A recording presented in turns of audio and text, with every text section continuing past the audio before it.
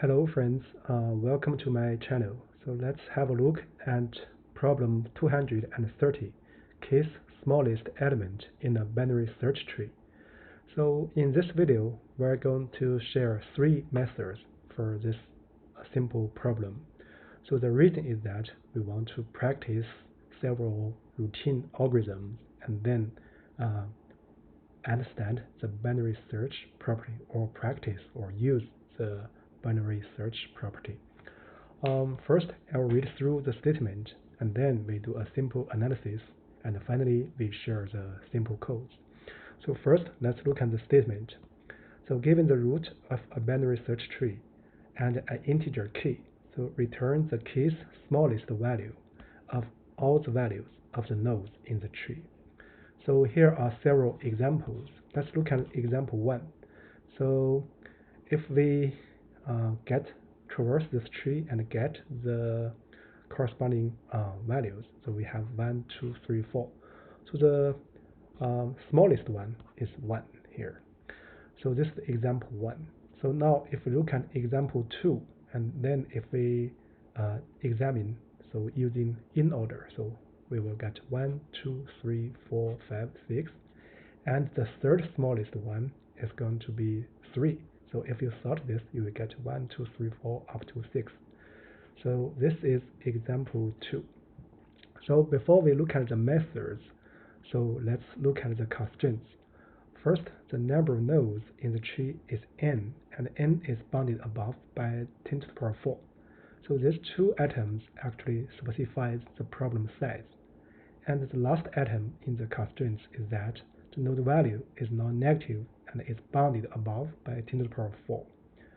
So here is also a follow-up, so you can think of modifications for the solutions. So with that said, let's look at the methods we're going to share. So we're going to share three formats of solutions. So the first one is a naive solution with traversal. So in this solution, we're going to use a sort. So this way, so we actually do not use the binary search property. And then we can do any sort of traversal, in order, post order, and pre-order, or level order. So anyway, so this is just for at the start. And in the second one, so we can use a heap to maintain an OK space. So this way, actually, we practice the heap data structure, but still we didn't use the binary search property. And the third one is an iterative in-order traversal with early stopping. So this third one actually is the method we're going to emphasize, which takes into consideration of the binary search property. So with that said, so let's move into the method analysis. So notice that here we are not only focusing on solving this specific problem, we are also want to practice several routine traversals, right? Or several data structures like heap and BST, binary search tree. So let's look at the method 1. So the method 1 actually is naive. So we get all the nodes values via traversal, and then we do the sort. So this actually takes n log n time complexity. So n is the number of nodes. So and finds the corresponding elements. So notice that the k can be way smaller than n due to the assumption in the problem. So we could think of using less space. So that's method 2. So for method 2, actually, we use a heap to maintain a length which is bounded by k. So when the length of the heap is k, so we're going to maintain this length by putting the element into the heap and pop the largest out. So this way, the largest element in the resulted heap will be the desired element. So here we're talking max heap, but in Python actually there is an implemented min heap. So we're going to use the min heap. So in this way, we need to input or push to the heap the negative elements. So here are walkthroughs. So I'm going to use example 2 as to fix the idea. So method 1 is trivial, right? So get all the values. So this is all the values. Then we do the sort. So we get 1 to up to 6, and then we return the third element. In other words, the element with index 2. So this is 3. So this is method 1. And method 2 is that we use the min heap in Python. So we push negative element to the heap, and depending on the order of traversal. So for example, let's see, we first push 536, so it just does not matter. So the heap will be something like this. And then if we look at 2, so we're going to push negative 2 into the heap. And then in order to maintain the length, that is 3, so we're going to, after we push negative 2 into the heap, we do a pop operation, pop the smallest one, that is negative 6. So we get this state. In other words, negative 5, negative 3, and negative 2. Then we look at, let's see, 4. So we're going to push negative 4. Then we do a pop operation. So after we push negative 4 into the heap, we get this heap. That's 4 elements, right? We need to push pop out 1 element, negative 5. So we get negative 4, negative 3, negative 2. And then we're going to look at the positive 1. Then we push negative 1 into the heap and do a pop operation. So we get this one after we pushing the negative 1 into the heap. And then we do the pop, we get negative 3, negative 2, and negative 1. Then the desired element is the min element in the heap, but with a negative sign. So that's the second method. So the third method is going to use the binary search property. So for a binary search tree, the binary search property is that the left subtree contains values less than the root value, and the right subtree contains values greater than the root value. So this actually holds for any subtree, in other words, in a recursive format. So what we are going to do is that because of the binary search property, so we are going to do in-order traversal. But what we are going to do is not a whole in-order traversal. We just need to do a early stopping. Once the in-order traversal array attains k elements, we're going to return the last element we get. In other words, array negative 1. So in other words, for this problem, if we are very familiar with the in-order traversal in an iterative format, this problem can be solved very effectively. So that's method 3. So with that said, let's look at the 3 different versions of solutions. So for this problem, maybe the method 3 is the most suitable one. So with that said, let's first look at version 1. So let me make some annotation. So this is the V1, so naive one. So this actually can be easily done. So we can do a traversal, and then we sort, and then we return the corresponding elements. Let's do this.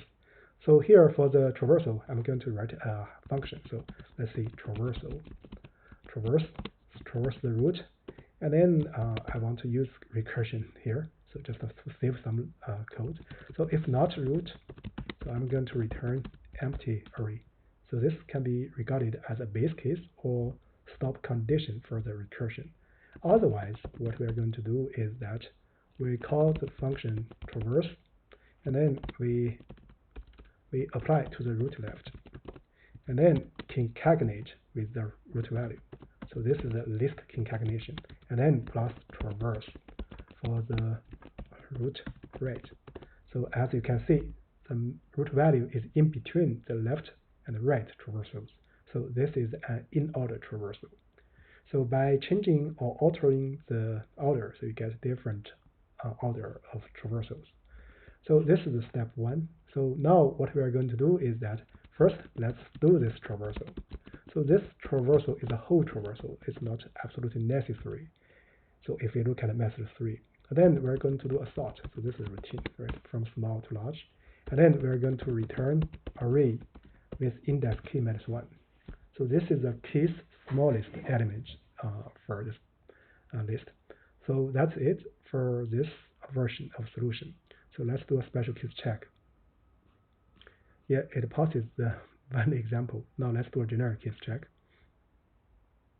Yeah, it passes all the generic cases. So with this done, let's look at the method 2. So we're going to save some space. So here, let's call this one v1. So now I'm going to make some annotation again. So this is the v2. What we're going to do is we're going to use a heap abstract data type. So here I'm going to use min heap. So the best thing is that the min heap and the max heap can be used interchangeably. So if we add a negative sign. So let's do this. For this, I'm going to initialize a heap. So this is the thing we're going to hold our elements, and then we're going to make a length to monitor the length of the heap, so that we do not need to call this length function for the heap list. So with that said, let's also make a container. So the container, so we'll put the root into the container, and then we're going to do traversal. So but for this time, we're going to do traversal in the iterative format. So while container. So what we're going to do is that let's first find the current node. So it's container pop. And then we're going to check if the length is equal to k. So if the heap already has a length that is k, the upper bound, then we're going to do push and pop operations. So what we're going to do is heap push pop. So let's call this function directly. Heap, let's see, heap q, heap push pop. Let's use this one. And then the heap is the heap. And what we are going to do is we push the value, right? So it's node value, the negative. And then this way, we do not need to update the length. Otherwise, so what we're going to do is that we do the push, heap push, and then this is the heap we're going to push, and that's the node value, right? But in this case, we need to increment the length. In other words, we are going to monitor the length of the heap. So this is the logic for this problem. And then we are going to do the logic for the traversal. If node right, then we're going to append the node right to the container. If node right left, so we're going to do container append node left.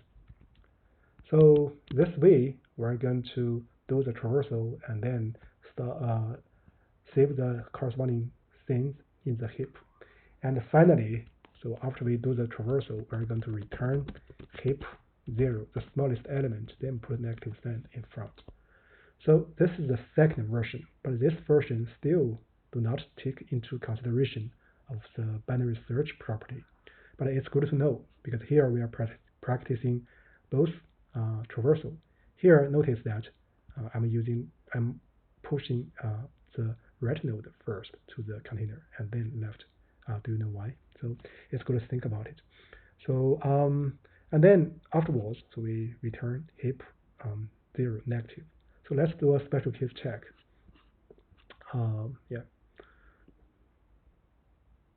It passes one example. Now let's do the generic case check. It passes all the cases. So with this done, let's copy this function signature and change this to be v2. And then let's look at the third version. So for this version, so we're going to v3. So we're going to do iterative Inorder traversal.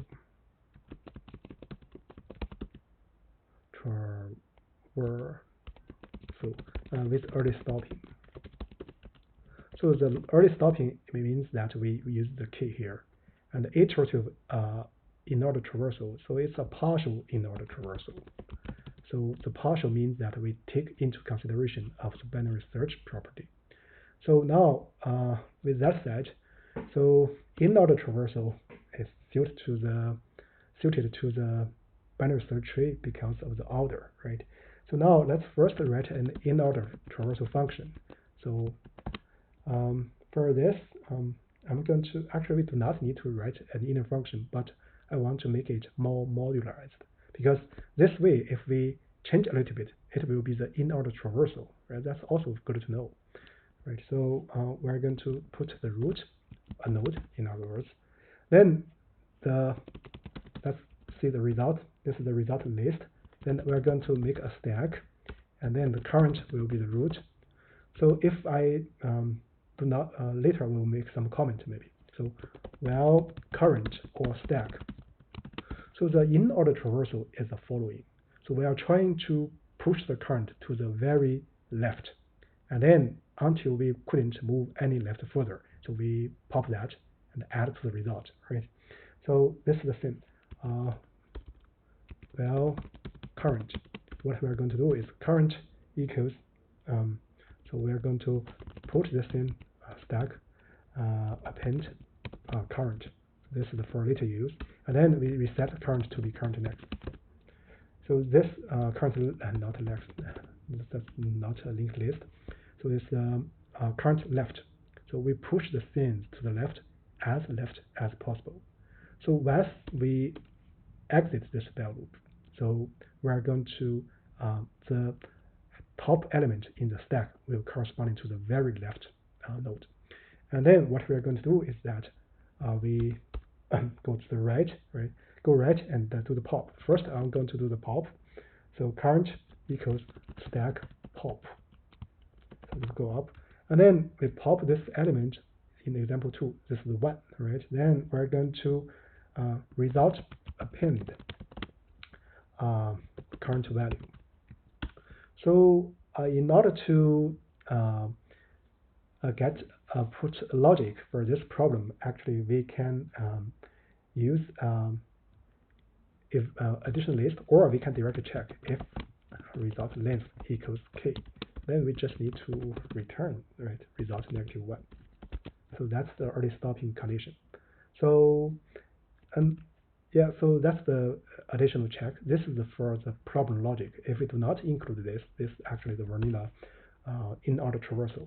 So next we are going to go current equals current right. So like here, then you pop 3, and then you go to right of 4. So that's the logic here. So here actually we do a direct check. That's not very good. So we can actually introduce another variable which counts the length of result. So let's first do the check and then we modify. So after that, so that's it, because we in the problem assumption, so it will always return something. So now what we are going to do is that we just need to return in-order root. So that's it. So now let's do a special case check first. Let's see. Yeah, it passes a special case. Now let's do a generic case check. Yeah, this is fast, and that's the third version. So here is this, and this is not good because we do a vanilla check. So here, after we initialize the result, we can modify a little bit. So we can introduce a length variable, which will monitor the length of the result array. So each time we do an append, so we're going to increment the result by 1, length by 1. And then we're going to check if this length equals k or not, right? So if it equals k, so we just need to return the last element or the most recent element we put into the result. So let's do a case. Let's do a check. Yeah, it's still okay. The same thing, right? All right. So that's the third version of the solution. I would say for these 3 different formats of solutions, we practiced different methods and different data structures or data types. So the third one actually is most suitable to this problem at hand. The reason is that this is a binary search tree. We shall use this property in our code. And here actually we write in the format of partially in-order traversal in an iterative format with early stopping. So that's the most effective solution, I guess, among these 3. So with that said, I guess that's about it for this video. Thank you very much.